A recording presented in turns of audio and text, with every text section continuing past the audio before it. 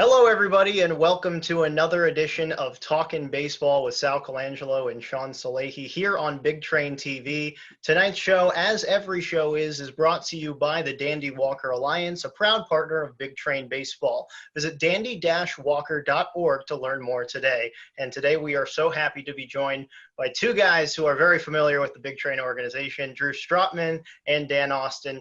Drew, Dan, thank you guys so much for joining us. For having us. Thanks for having us. So Drew is a prospect in the Tampa Bay Rays organization and played in 2015 and 16 for the Bethesda Big Train. And Dan Austin was a intern turned coach turned assistant coach for the Big Train and a protege of Sal Colangelo. So that we've got a lot of different dynamics and relationships to dive right into. And we'll get started. First of all, guys, you guys have known each other, Dan and Drew, for years now. How did you two first meet? Because clearly the bond was a good enough one that the first impression hit it off right away. Dan, do you want to take over or you want me to do this? You start it.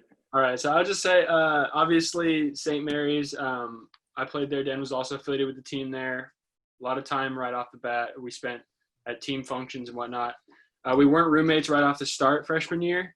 We both had different roommates, and then for different reasons, our roommates left. So we kind of split the difference and roomed together the second half of our freshman year. And then from there, went out to Bethesda. We're out there, came back, and have been roommates ever since. And then again, Bethesda the next summer. So there was about 2-3 years in a row right there that we didn't have like a summer break away from each other or anything. We were always together. So how would you rate each other as roommates?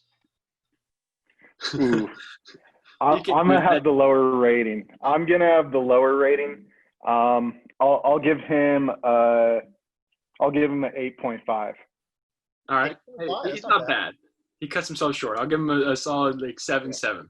Okay, that's respectable on both ends. I mean, that's both respectable. Okay, what is the best and worst part of being a roommate with the other person? I know the worst thing about me. What is it? I would assume when we lived in the same room actually and didn't have separate rooms, you'd say the snoring. Oh yeah. Yeah. Yeah, that was big. No, our junior year we definitely had our own rooms, so that was less of an issue. Still through the walls a little bit, big snore, but not as bad. I gotten used to it at that point. And then was Drew good? Was Drew a good? I'll go. Best thing about rooming with Drew was his grandma made this unbelievable Chex Mix, like homemade Chex Mix. And hands up, whenever Drew was, hanging around or like he'd have it out, he'd give me a little, but every now and then I'd, have to open that pantry. And if there was a good amount, if it wasn't low, if there was a good amount, maybe I'd sprinkle a little out and enjoy it. So, I mean, that was probably the best thing about Drew. I really didn't have anything bad on Drew. I mean, Drew was a solid roommate all around. Well, that's all you can ask for, clearly, when it comes to college roommates throughout. Because we've all had different encounters with college roommates. I'm sure Sal has plenty of fun stories of his college roommates back in Virginia Tech, Tech. baby. Yeah, we do. That was the nightmare. Yes, it was. Well, guys, we're gonna dive into now the baseball portion of the show. Dan, you started off at St. Mary's, and you had the understanding that you were not going to be playing baseball there, but you still wanted to be involved, so you became the student manager for the team. What kind of led you to want to go down the path on being involved on the coaching side of the sport instead of trying to play somewhere else? Yeah, I mean, realistically, I always tell a story. I had a close family friend who went the junior college route. He had a tough time in high school, but still managed to go the JUCO route, which I think is a great route for people to go if you're determined to play professional baseball. I think seeing him bounce around to about 5 or 6 different junior colleges turned me off to the idea of junior college, more so because I had worked so hard academically to go spend 2 years at a junior college in hope of transferring at a point where I think I was falling out of love of playing it, to be honest. And I still love baseball and wanted to be around it. And my club coach kind of from back home in Vegas he could tell this everything I just said. I was really vocal with him, and we were up in Moraga for a tournament playing. And I pitched a couple games, did pretty well. Nothing sexy, 82, 83 getting outs. And after the game, my coach was like, "How would you like to go to St. Mary's?" And I was like, "To play?" Because my old college roommate before Drew was going to St. Mary's, and I thought I was a good enough pitcher to go where he was going. And my coach goes, "No, to be an undergrad student manager." And I'm like, "What are you talking about?" Like, I still want to play, but I had a little bit too much pride at the time to think like I don't want to be a student manager. I thought it was a job beneath me, honestly, when I thought of it, and it didn't seem like a fun college experience. But talking to Coach Valenzuela, who Sal knows very well, he sat me and my parents down in his office, told me if I decided to go down this path, that it would lead to a job in professional baseball if that's what I was determined to do. He called up one of his old student managers at SDSU, who told me everything about his experience. I definitely went home and considered it. Still was chasing down possibly walking on somewhere, but down the road I decided it was probably the best choice for me. And looking back, it really was. That's an incredible story because there's clearly so many different routes that I've encountered with people who have decided to go and be a student manager. So I was really curious as to what led you down that path. And that makes sense. There's a lot of guys who get to that point of their career and you have to make a decision, especially for, speaking for myself and the 99% of the population that cannot play professional sports, you have to, or even college sports, you have to make the decision of how do you still want to be involved in the game. So you were able to get involved in baseball still as a student manager. Drew, on the other hand, you went the player route. You were recruited and went to St. Mary's. I want to go back and rewind the clock to the very beginning, the infancy of your baseball career. Who was the person who first made you fall in love with the sport of baseball? It just got to be my dad. After dinner, out on the front lawn, hitting the wiffle ball around, or I can remember specifically so many moments of him just throwing me a wiffle ball and, saying like, "Here comes the dipsy doodle" was the pitch that he said. And I was like, all right, if I ever have a unique enough pitch to where it doesn't really have a name to it, maybe I'll just go with the dipsy doodle. And it's like, you can't hit this thing. And, just BSing around dad and son. So, that's some fun memories watching Giants and A's games, late at night breaking down stuff or me just asking a million questions.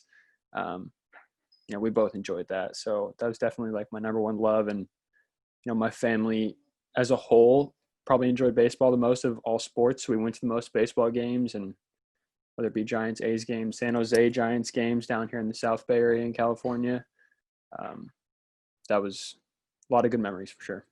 And then you fall in love with the sport, but you still have to pick a position to play. When did you realize that you wanted to be the guy who took the bump and took the rubber and had to throw the ball instead of, play in the field? So Right. Growing up, I was never like that great of a pitcher. I actually did a lot of catching growing up. So kind of catching, corner infielder was a little bit of as it went, I was a slower, slightly chunkier kid. And then as I got into high school, lengthened out and thinned out to the point where I was like, okay, maybe I should try pitching my sophomore year of high school, especially when we were low on arms on JV, because unlike most guys that I'm playing with now, I played 2 years of JV baseball in high school. And so I had a really good, travel ball team in high school that helped me transition from catcher, corner infielder to outfielder / pitcher. And then obviously pitching quickly became my strong suit, to the point where once I got St. Mary's, hitting was no longer something I had to worry about. And then, great coaches along the way. Like we talked about, size. It's one of kind of my first major pitching influences, somebody that I really could just soak up a lot of stuff from and get better along the way. So that's just kind of how it's come to be. I don't think I was ever, this absolute stud. This guy was going to be pro the whole time I was growing up. I thought I was pretty average, maybe slightly above average, and just kind of kept working, kept the dream alive. Well, humble beginnings, you always have to love those kinds of stories. And hey, as somebody who played JV sports, I respect that. I definitely definitely understand Mm-hmm. that. You got to climb your way up the ladder. And you go to St. Mary's, as does Dan, and you guys are now on the same squad doing different roles. What was your all's interaction with each other on a day-to-day basis? We'll say on a game day. Did you guys really see each other at all during a game day? And what was your interactions typically? I would say that, prior to us being roommates, we were obviously knew each other, but we weren't all that close. But obviously once we became roommates, then we spent a whole lot of time together, probably too much, and, developed a bond. And then, you see him all the time. So that was kind of like going to Bethesda for the first time was the first time where I kind of had that, almost managerial relationship with Dan, to where I would only see him at the field. You show up and it's like Dan, boss man with Sal, So, I mean, other than that, like at school, I see him, morning, night. There's no he couldn't hide anything from me. And Dan, is it hard for you to have to maybe, shut off a little bit of the friend, you have to separate work from friend outside, and you have to, take things a little bit more seriously? Or were you pretty loose in the dugout when you were out there your first year at At St. Mary's, I'd say I was pretty loose in the dugout, but definitely knowing time and place for it. I think that was a great thing about our dugout, and something Coach V allowed was he allowed us to, you guys know college baseball, it's louder in the dugouts than it is at the pro level. People are chatting. One of the best I think I've ever heard chat is Sal Colangelo. And I definitely would say I've learned from him some things to chirp. But I mean, realistically, I think I knew at points that, like Drew they mentioned there, on a game day, I would actually say for me and Strot, we interacted more than I would with the average player. That's more because, especially his younger years, he was more of a bullpen guy. And during games, part of my role was being our bullpen coach and basically keeping our head coach Valenzuela, who was also pitching coach, in the loop. So there were times where I did have to turn it on as being a coach, of when he would tell me some things about guys that he was thinking. He was very honest with me. And some of the things were about performance of, listen, if this guy doesn't do it today, his role's going to change and stuff like that. And there were times Drew was in those conversations more of a positive than a negative, of a role bump and stuff like that. So, I mean, it was definitely a challenge at points. I mean, one of the most challenging was knowing towards the end of the year which guys might be on the chopping block of being cut. I mean, it's part of college baseball. And there were times where, especially our early years, close friends of ours were getting cut, and I had to act that last month as if I didn't know anything about it, and just, watch kind of this slow death of a guy who you really care about and hope that he bounces back from it. And now moving into the summer of 2015, Sal, you are clearly one of the better recruiters in all of summer baseball. You have contacts in all parts of this country, and you're very well established and deeply connected in California, especially at St. Mary's. What put you on to Drew as a player, and what were you most excited about getting out of him when you got a chance to coach him? Well, first of all, when Coach Valenzuela took over, Coach V, the program, I know I'm always going to get great players, but I'm going to get good kids. And he knew what we were trying to do in Bethesda. And Coach Valenzuela and I kind of have this agreement that we're just an extension of his program. And I kind of taken that thought process that him and I have talked about over the years with other schools as well. An extension meaning, we're going to follow or kind of watch and track the guys all the time, what they were doing at school, what they're doing in the summer, what they needed to do to get better. Strotman's a testament of it, 88 to 90. He leaves Bethesda and he's up to 92, 95. And I'm getting calls from scouts going, holy cow, what's going on? I remember sitting in the comments at school when I think it was the Padres that called and said, hey, what happened? What did he do? He's up to 95 miles an hour. He touched 97. I said, sometimes it just clicks. It's called hard work. But back to your question is, so yeah, we had that relationship, and Coach V and I still have it at Long Beach State.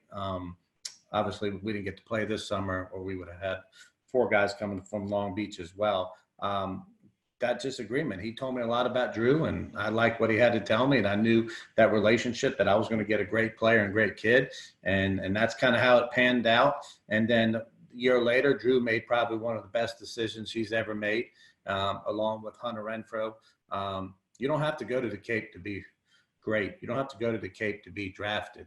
What matters is you playing, you developing, you working on things that you need to do. And Drew did that all the time in the summer with Size. I mean, Size loves him some Drew. I mean, they worked, because Drew was a guy that would go to Size, hey, can we work? A lot of these guys come out there in the summer, not a lot, some, and sometimes it takes a little butt chewing. They just don't want to work. That's why they're out there. Drew took it, ran with it, and that's why he was a top 5-round draft pick. So that's Drew. And that's what Coach Valenzuela and I do. And then we had a conversation one day. He called me and says, I have this guy. He's our manager. He will be your right-hand man. I love him like a son. He won't cause a single problems. He doesn't need to play. You give him something, he's going to do it. You have no questions asked. He's there. He's like having another coach. He's amazing. So that's just that trust factor that Coach V and I had. So, and I have that with like Greg Moore and some of those other coaches out there. I don't need to ask any more questions. Done. Let's go. Let's roll. Ole Miss, Coach Raff, done. Okay. Coach Chef at Tech, done. I know what they're going to send me. So Dan was no different. He was a player/coach, really a coach. And I treated him as a coach. I gave him the autonomy to help me. I remember sitting in the championship game. He's next to me on the right. And he's like, it's playing out exactly like you said it would, right? And we were going back and forth. And you remember that, Dan? We were sitting on the buckets. Yes, sir. Like, are we talking about the pitch call at the end of that game? Because that's what I remember more than anything. Yeah. I was like, hey, keep going. What are we throwing, Dan? You remember? We're throwing it. Throw it again. Slider. Throw it again. And it just further out. And I also remember Strada. I remember stuff. Strada was so happy. Not only did he win the league and was part of it and closed the game, and Dan and I were working together back and forth.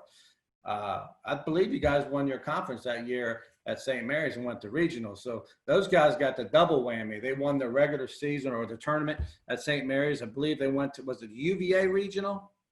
No, NC State. What was it? NC State. NC State, you're right. NC State regional. And Drew got back home, and I don't think once that region was over, it just seemed like he already was at the ballpark. And so that was a great summer for Drew, a great summer for Dan. And that's kind of, we thought alike. We knew Drew had through earlier, that he was good for a little bit. And he wanted the baseball, kind of like Ty Magical did that one game, I think it was a year later, maybe 1 inning.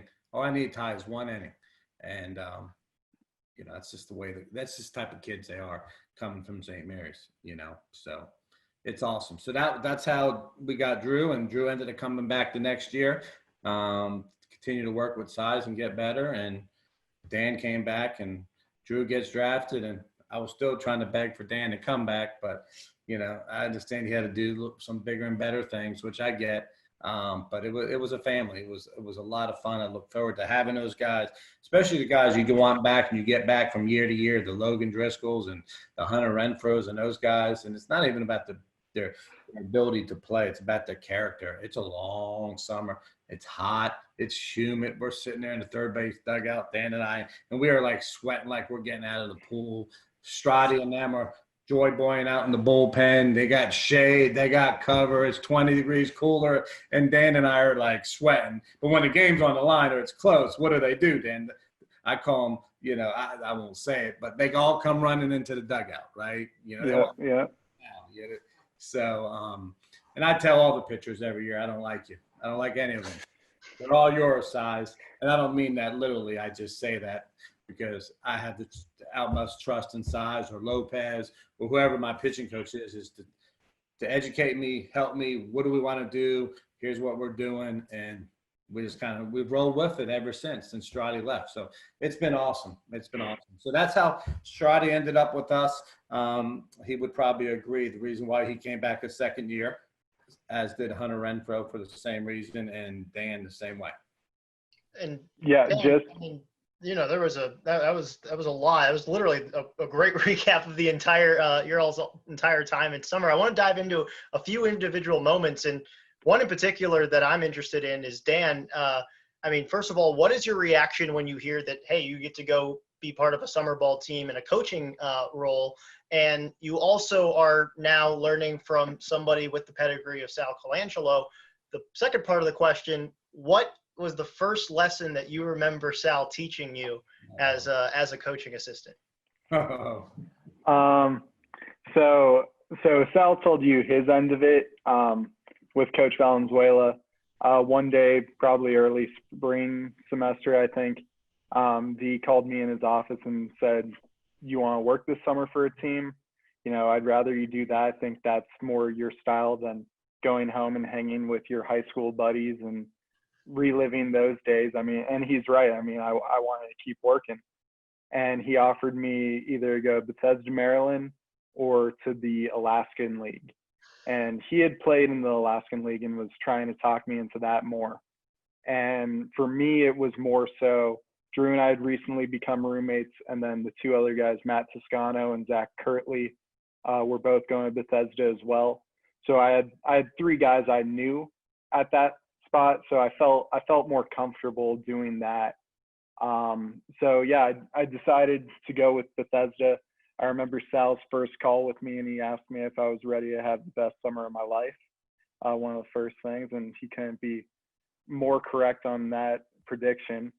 But so when I got to Bethesda, I mean, for me, you say in the opening, I was an intern / assistant coach. Like, no one really knew what I was doing besides he was a kid from Las Vegas coming all the way to DC for an internship. So some people took that as, wow, this guy's dedicated.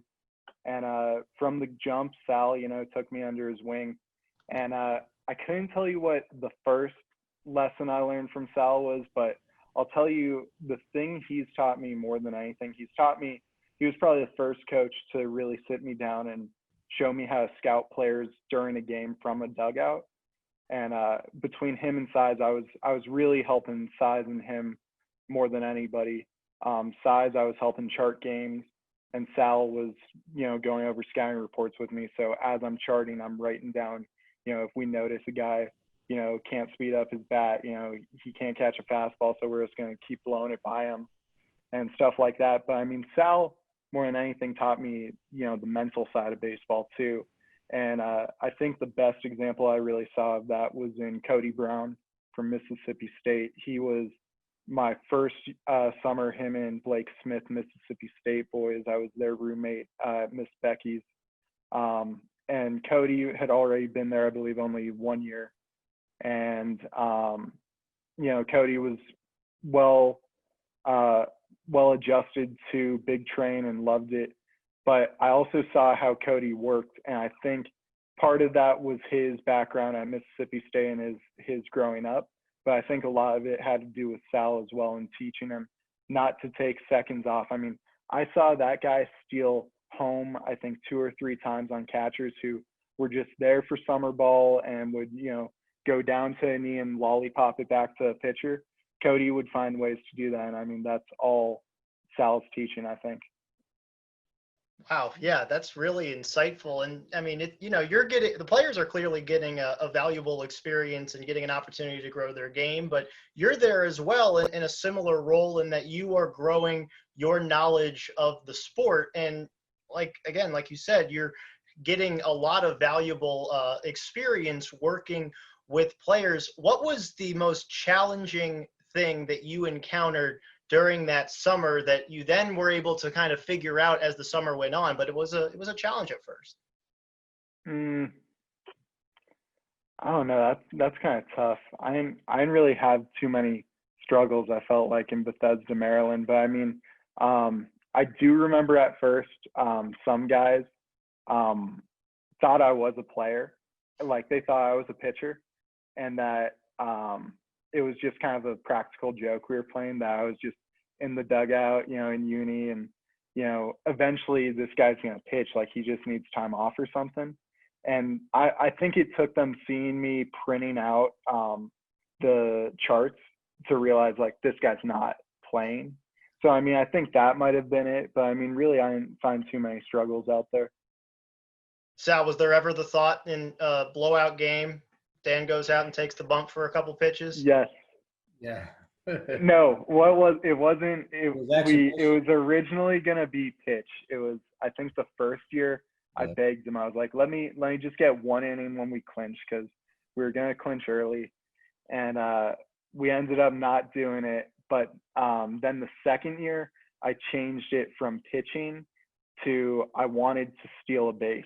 I was like, Sal, like, let me, like, again, when we clinch, down the last 3 or 4 games of the year, I'm going to be in the dugout just scoping out catchers, and I'm going to figure out which catcher is going to be embarrassed today, who's not there, mentally.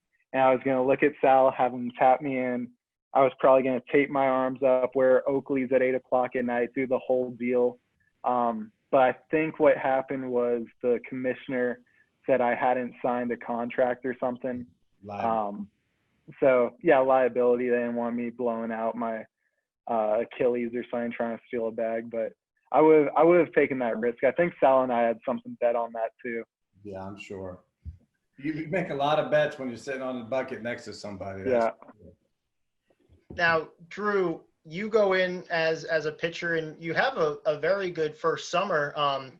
And what were you expecting to get out of this summer? You just completed your first spring and college ball, and now you're going over to summer ball. And they're usually players have a goal that they want to try to get out of or improve something on their game by the time they come back and return to college the following spring. What was your goal that first year in Bethesda?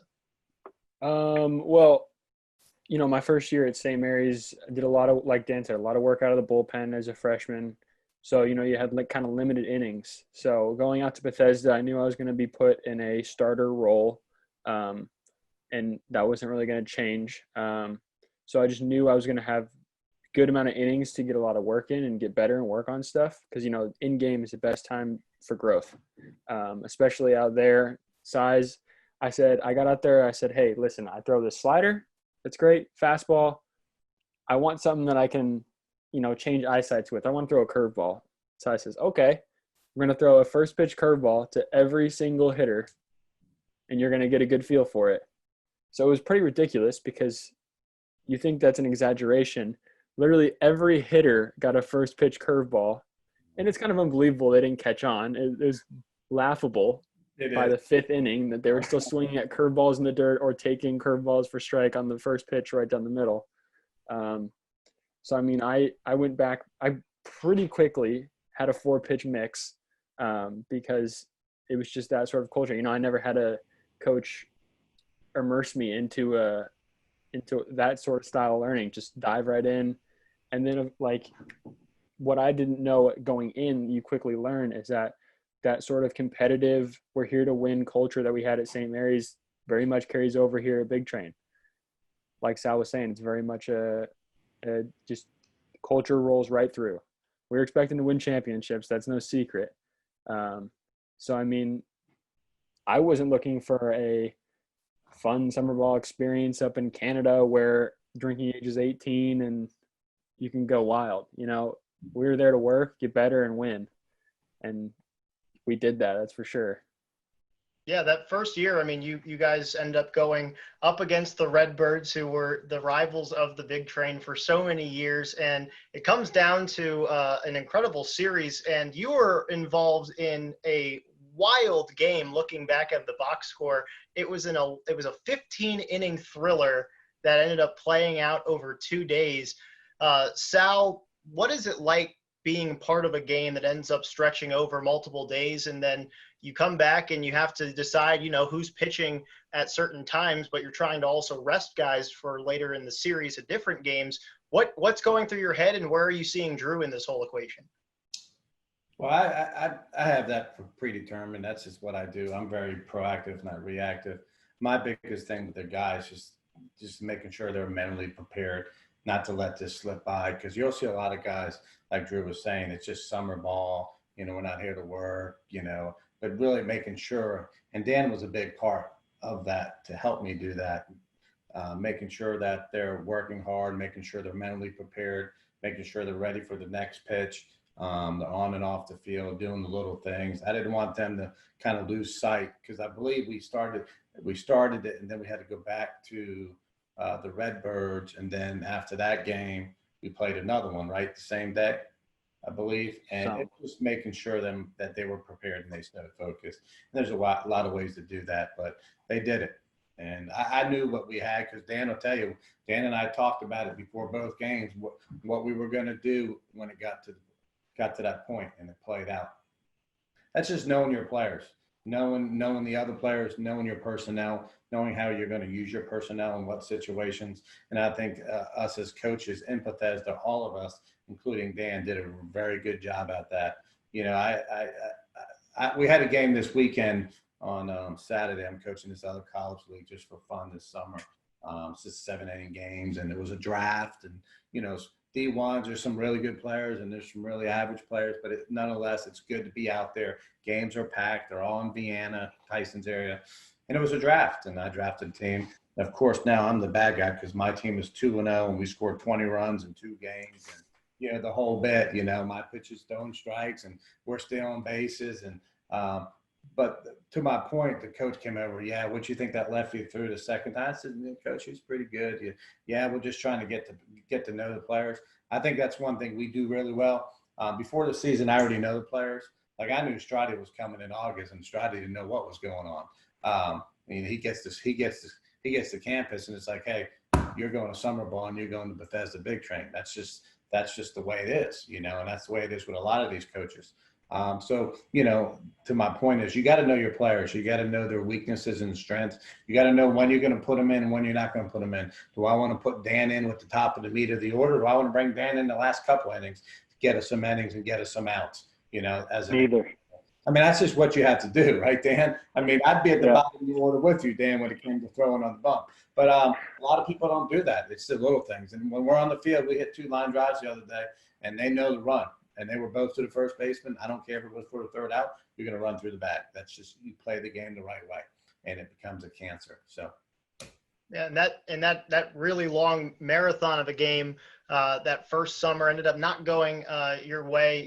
Things just kind of got out. There was a bang play, ended up being a fielder's choice that ended that game. But like Sal said, actually, you know what? We could talk about this because I've heard there was perhaps a little bit of controversy involved in this game, and that perhaps it shouldn't have gone a certain way the way it ended up going. And I wanted you guys to maybe elaborate on that. All I can say from my end was I don't remember the exact details. I think I was in the bump when it went sort of sideways. So. Yeah. It left me with a bad taste in my mouth. So when I got back in for that next summer, it was like, okay, we are taking it home this year. We are beating the Redbirds. Like, that was just not it last year. That was not it last summer. We are doing it right this year. I don't remember the details, but I know Dan. Yeah, I thought I can't remember all the details as well, but I thought there was an error that kind of hurt us. Made it tough to overcome. I remember that game where I think what happened was the night before. So they have that rule in Baltimore where we had to end it at 10 or something. So we come back the next day. Yep. And Drew's going on the bump, and me knowing him, especially, I mean, that was before we had started winning together at St. Mary's fully, but I knew Drew was a gamer for sure at that point. So I felt good about him, and it was definitely a tough result. And I think we had to come right back after that game and play again. Mm-hmm. Both games, I think, finished at Povich, but I remember the second game getting a little chirpy. And that was one of the things I loved about Bethesda too, is something we haven't talked about what Sal and the coaching staff did was, even though we all come from different backgrounds. I mean, we have guys from we're the California guys. Then there's the Southern guys. There's the East Coast guys. There's Midwest guys. And you all come together in 2.5 months at most.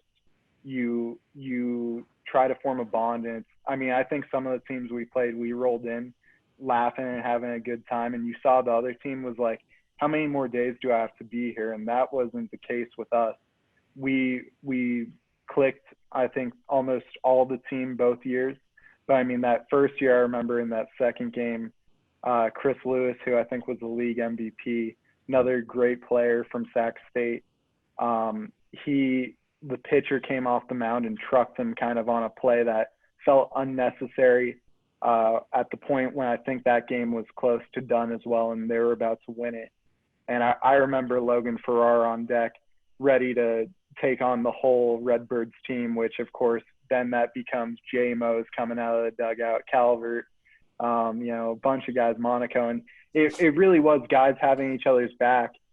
And after that game ended, I remember we did like jersey collection under the pavilion as the Redbirds are celebrating at Povich, and I just remember being like, I gotta come back here. Like I felt a lot of us had that thought of that didn't just happen because that's the beauty of the Redbirds too, is they drive this fire. I think us and them drove each other to reaching those championship games against each other because we knew we were the two teams that were best to match up. And during the season, I always noticed Sal was a little more awake on game days against the Redbirds earlier, a little more angry at guys goofing off early in games. But I remember just being like, we got to get back here. I don't know if Drew had that same thought, but there was a group, I think, of 6 or 7 of us that came back that second year, and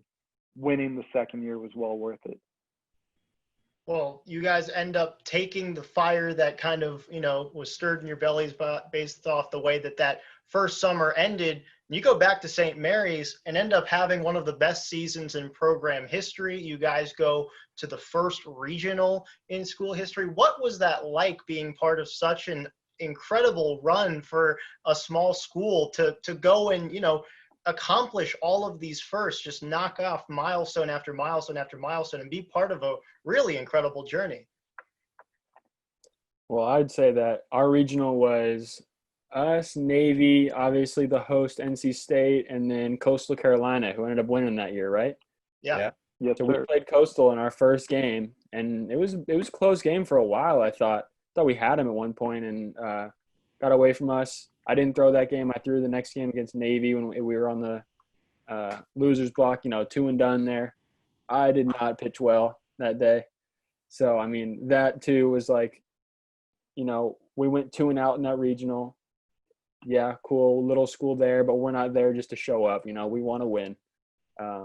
We had Coastal in our hands, and they went and won the whole thing.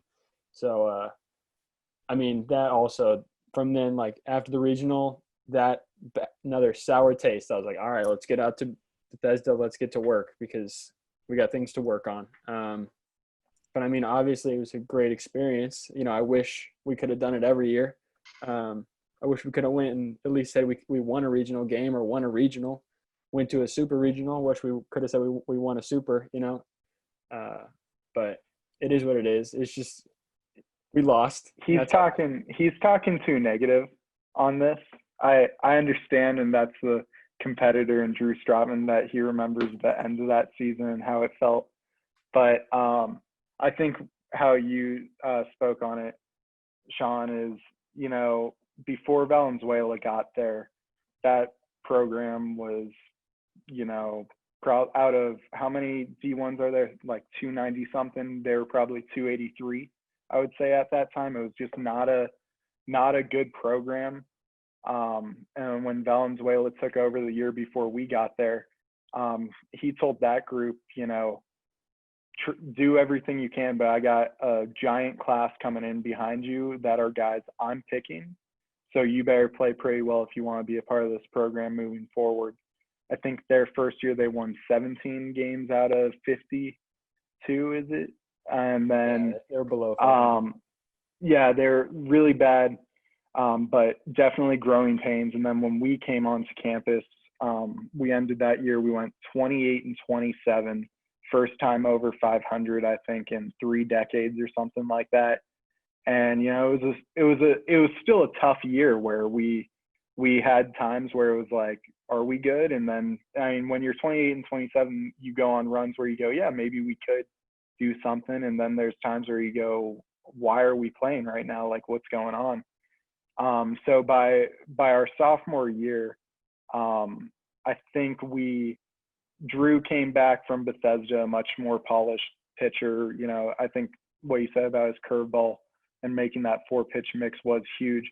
But again, you know, we started out the year strong against teams like USD and, you know, Pepperdine, like schools that you expect to be in our tournament. And, you know, we took 2 out of 3 from USD at their place, in which we had a crazy weekend with them. And it kind of put the conference on notice that we're not going to be that team that you want to go and take 2 or 3, if not sweep. You're going to have to go in there and hope for 1. And I think that's what Valenzuela did with us. And, you know, by the end of that year, we have a 3-way tie for first with Pepperdine, or with BYU and LMU, or Portland. Portland? No. Portland was not yet. Gonzaga. BYU and Gonzaga. And, you know, we're St. Mary's boys, so we don't care about them Zags. And we go in that tourney, and our first game was a crazy game in which we win on a walk-off single after having 2 big homers from a guy who got drafted by the White Sox catcher, Nate Nolan.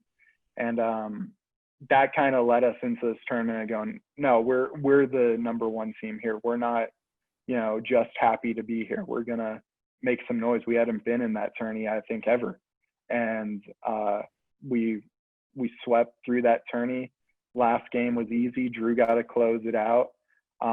We were up so big on Gonzaga, I called V from the bullpen, and I was like, can me and these guys come in and celebrate with you guys? Like, no one's coming in this game strapped finishing it. So, I mean, yeah, the regional wasn't the best when it came to the play. We really tough draw with Coastal in that first game, and then Navy, I think we went 14 or 15 against innings, in which I think there were 3 or 4 times during that game in extras where I'm like, this is where it ends. And we get a big double play to get out of the inning or find a way out of innings. And that's just what our program was about, was fighting until the last out. And I think that team, more than any of our years, really had everything it needed to be a successful ball club. And if I remember correctly too, Dan, when you were sitting next to the bucket, next to me the year we won it, you looked at me, you were on the right by the fence, and we were just praying that we weren't going to get hit with foul balls. And you go, hey, you know, Strotty ended the season on us. Make sure we get him in, and he's going to win it for us as well this year. And it all comes back, and that's what happened. I do remember who the pitcher you were going to go to was. I won't say names. Good guy, and I think a pitcher that could have done the job as well.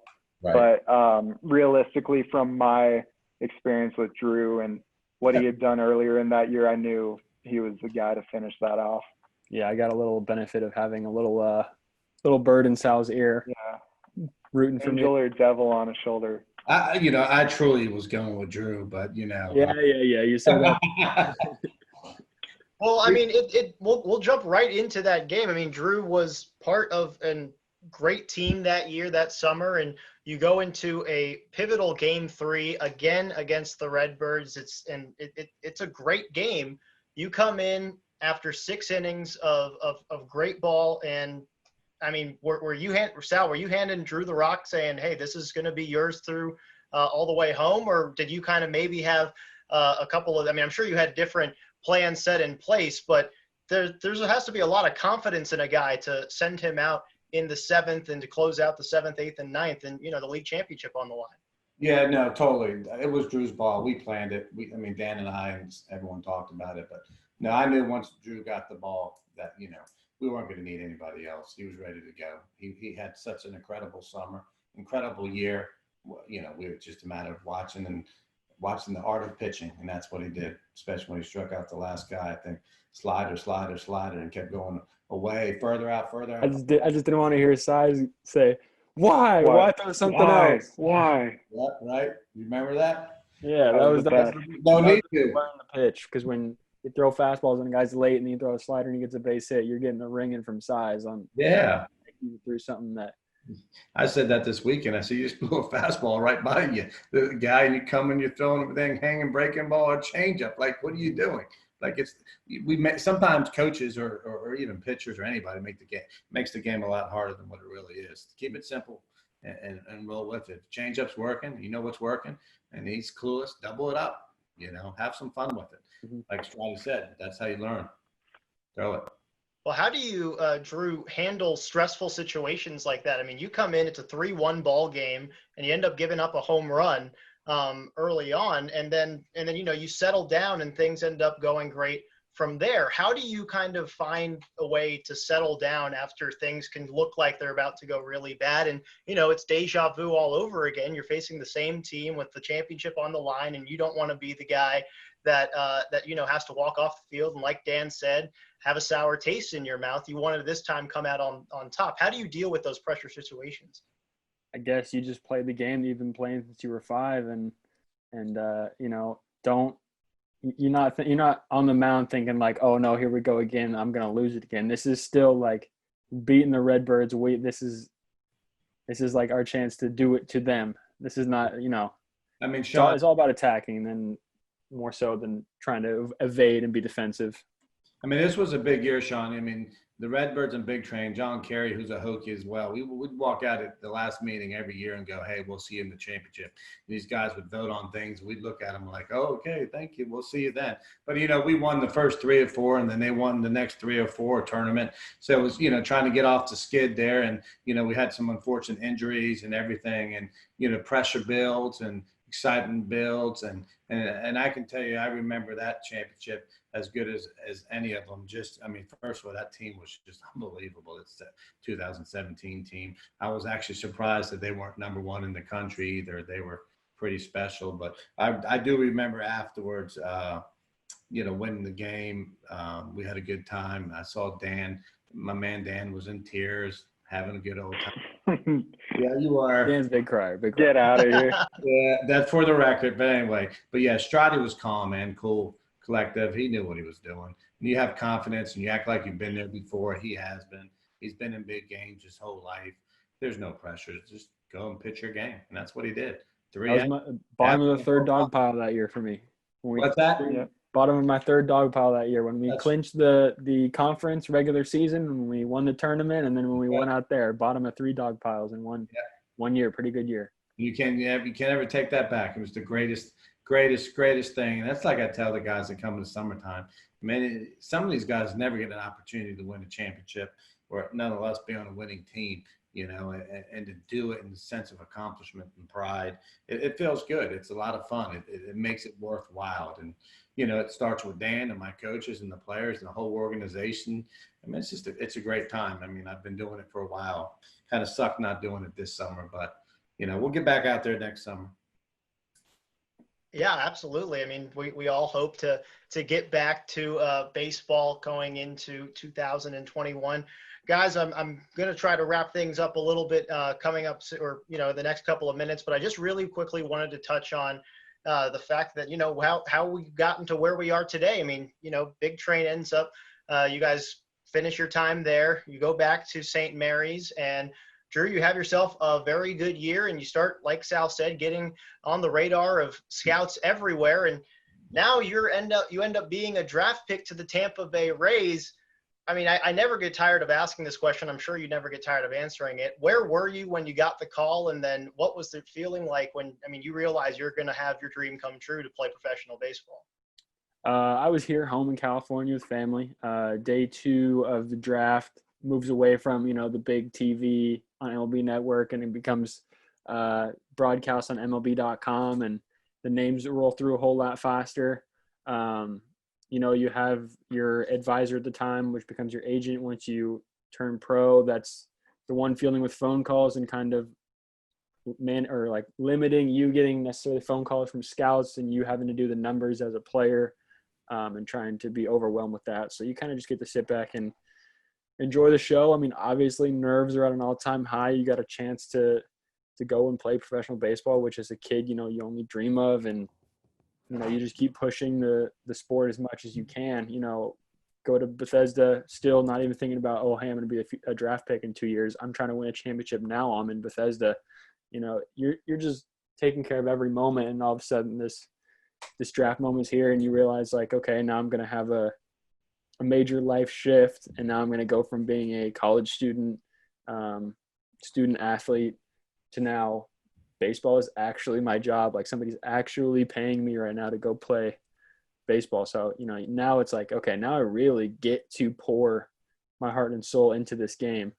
So, I mean, that's just kind of bred into you. You're ready for that moment from playing with under coaches like Coach V or Sal or guys that are just so passionate about the game that you're ready to just dive in head first.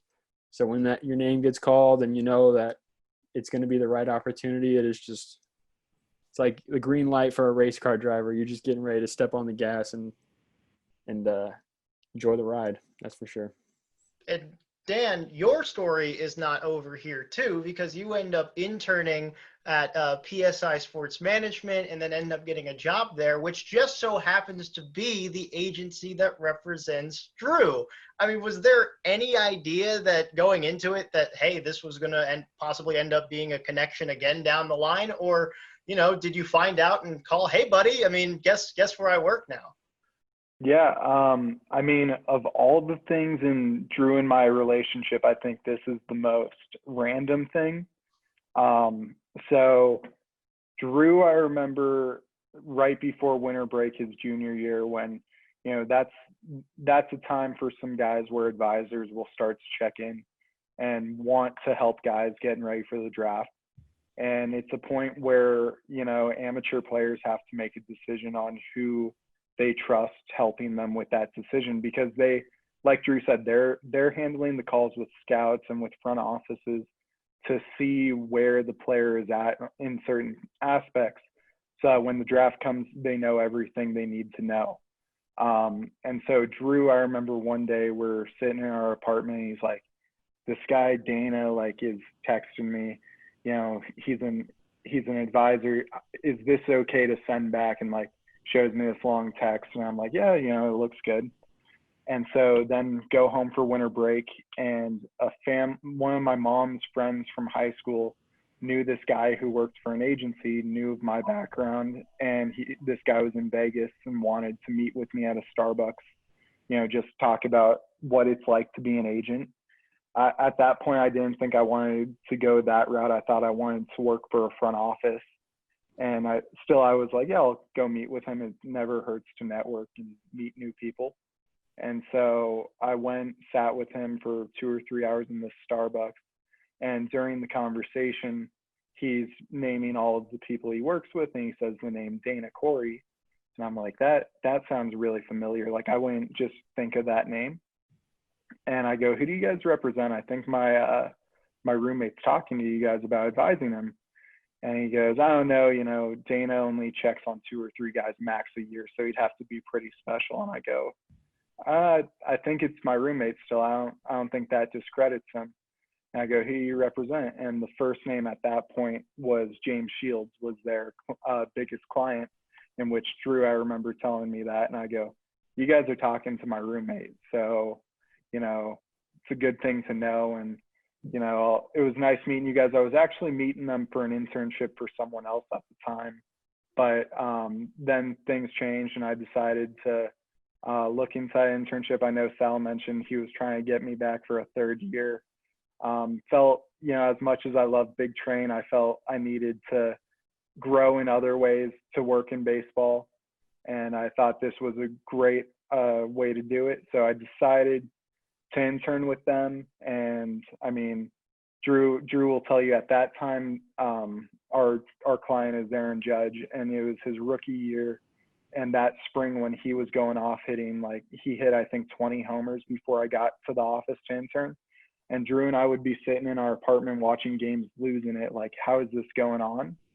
And I mean, it was cool for him, I think, because he's like, I'm represented by people that, you know, represent a guy like this. They see potential in me, and for me, it's like I'm working. I grew up a Yankee fan, so it was like, this is like the dream.